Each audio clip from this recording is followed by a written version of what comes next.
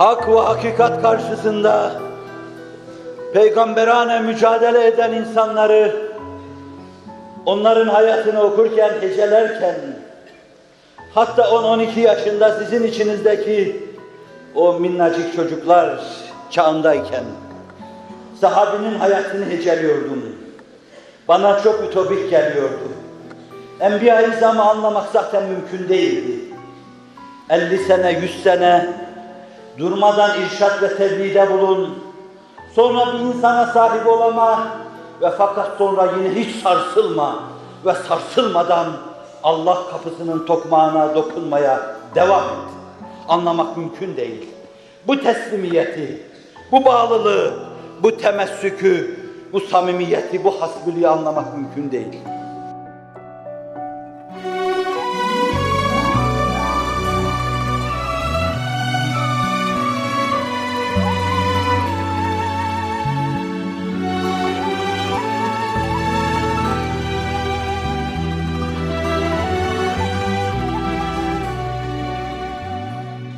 Bana çok ütopik geliyordu.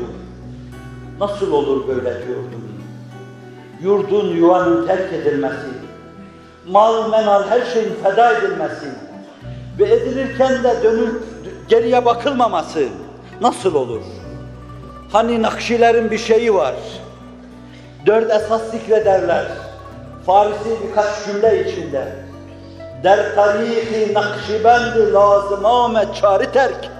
Terki dünya, terki ukba, terki hesbi, terki terk. Bu yolda 4 şeyi terk etmek lazımdır. Dünyayı terk etmek, ukbayı da terk etmek lazım. Hani nasıl diyor rehber, gözünde ne cennet sevdası, ne de cehennem korkusu. Milletimin imanını selamette görürsem, cehennemin alevleri içinde yanmaya razıyım. Hayır dost, sen yanmayacaksın.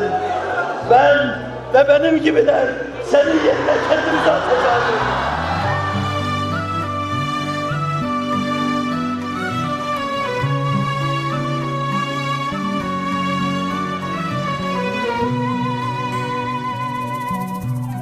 Sen yanmayacaksın.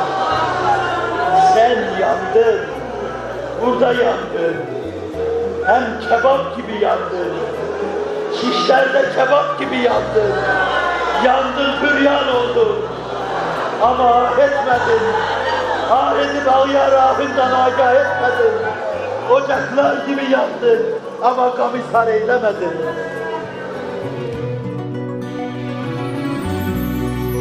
...80 küsür senelik hayatı adına, dünya zevki namına bir şey bilmiyor. Ömrü zindanlarda, muhakemelerde, hapishanelerde, teşviklerde, zulümler karşısında, esaretlerde, esaret kamplarında, firarilerde geçiyor.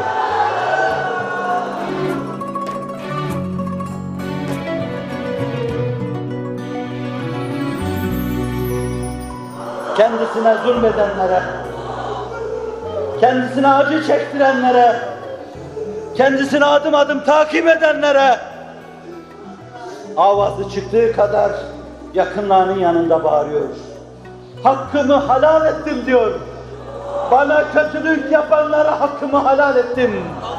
Zindanlarda yer hazırlayanlara hakkımı helal ettim. Bir şakî gibi beni takip edenlere hakkımı helal ettim.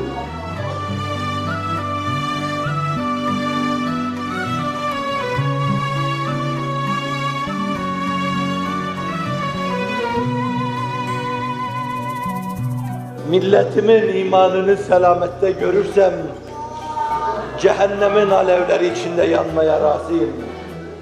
Bu ne kâmettir, bu ne baştır Allah'ın, bu ne sinedir. Öyle diyor, öyle demişler, Cüneyd-i Bağdadi de öyle demiş. Öyle dediği rivayet ediliyor menkıbe kitaplarında, ilk ümmet Hazreti Ebubekir'in.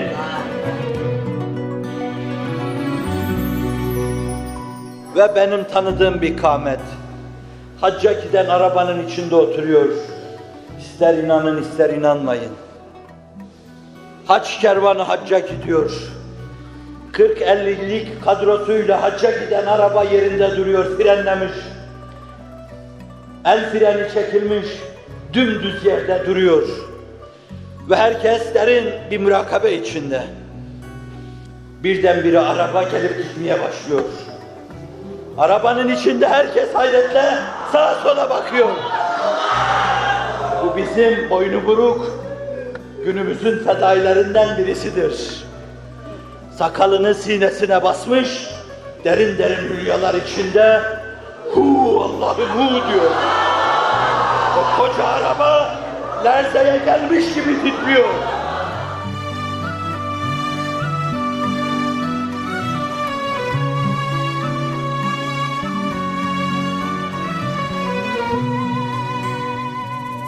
Yanındaki dost soruyor.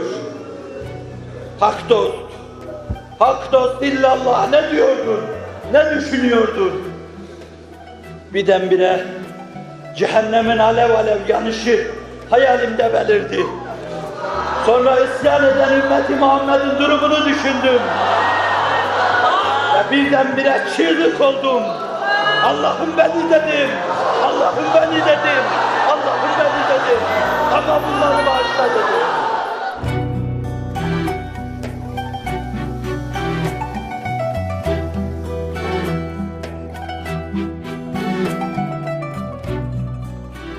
Rica ediyorum, ne fark görüyorsunuz? Farklar kapanınca, duygu düşünce çizgisinde aynı şey yakalanıyor demektir. Allah büyük bir kısmınıza ve inşallah hepinize aynı şeyi yakalatmışsa, bundan sonra size düşen şey, Allah'ın onlardan istediği ve onların da yerine getirdikleri şeyler olacaktır. Ne mutlu size ki Allah sizden bir şeyler istiyor. Ve ne mutlu size ki siz bu şeyleri yerine getirecek metafizik güce sahipsiniz.